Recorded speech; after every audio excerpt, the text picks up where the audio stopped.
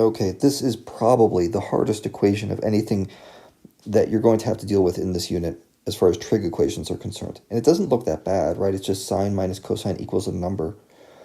But the reason this is difficult is because you're going to have to combine together several different identities, trig handling techniques, solutions, there's going to be extraneous stuff, and you'll have to use an old technique from algebraic manipulation that you may not realize is important here.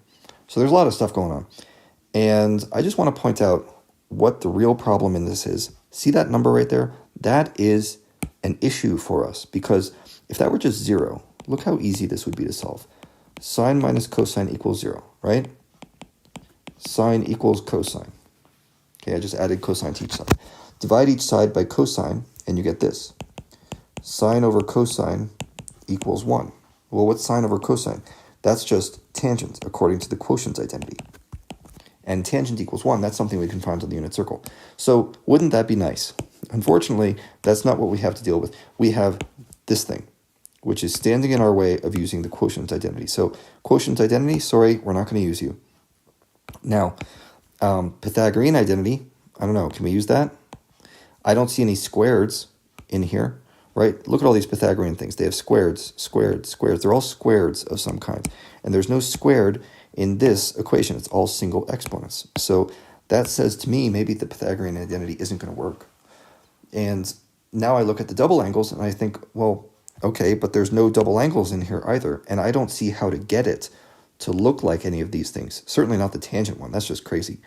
So I don't know which identity to apply to this thing. And I can't factor it, right? We want to get it into this form right here, but I don't see how to do that either. So a lot of people get to an equation like this and they are just completely stuck. I want to remind you of something that you actually know already. You can square both sides. This is something that we have done many times before, particularly in equations that have square roots in them. Right? If I have something like, I don't know, square root of x equals 2, how do we solve it? We square both sides, right? Well, I've got a radical sign in here. I mean, maybe that would give you the idea of squaring both sides. Maybe not. But let's try that, see where we go. Sine omega minus cosine omega. We're going to square both sides equals 1 minus radical 3 over 2 squared. Okay, so nothing too fancy there. We just need to do some foiling. And what you get on the left, be careful about this. Make sure you don't make any mistakes here. Sine squared minus 2 sine omega cosine omega plus cosine squared. That's the left side. And the right side is also going to involve some foiling. If you want to write it out the long way, that might not be a bad idea. I'm just going to go kind of shorthand through this. 1 minus 2 square root 3 plus square root of 3 squared, which is just 3. And the denominator gets squared also. That's 4. So you should, as an aside, you should have the perfect squares memorized to make this stuff quicker.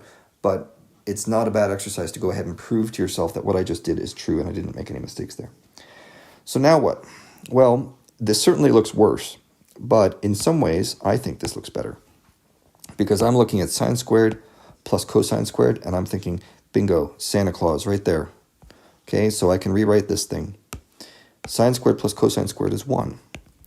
So it's 1 minus 2 sine omega cosine omega equals, well, we'll simplify the right as long as we're here. 1 plus 3 is 4. And now, what else can I do? Well, take a look at this. Let me get the right ink here. 2 sine cosine is also an identity. That's the double angle identity. So it really does help to have these things memorized because it makes it quicker for you to see things in the equation that you can use. Right? Otherwise, you're just sort of fumbling around. So 1 minus sine of 2 omega equals, and I'm going to simplify the right side a little more. 4 over 4 is 1, and 2 over 4 turns into 1 over 2. So now this is looking quite nice, especially when you realize you can subtract 1 from each side and just get negative sine of 2 omega equals negative radical 3 over 2, and divide each side by negative 1. that makes this even cleaner. Sine of 2 omega equals radical 3 over 2. Well, that's quite nice, because now I know I can go to the unit circle and ask, where is the y-coordinate, that's the sine value, where's the y-coordinate equal to positive root 3 over 2? That's these upper angles right here. Okay, they're kind of steep. Those are your 60-degree angles from a 30, 60, 90 triangle. And that means 2 omega equals pi over 3 and 2 pi over 3. But wait, there's more. Because this is a double angle, 2 omega, not 1 omega, it means,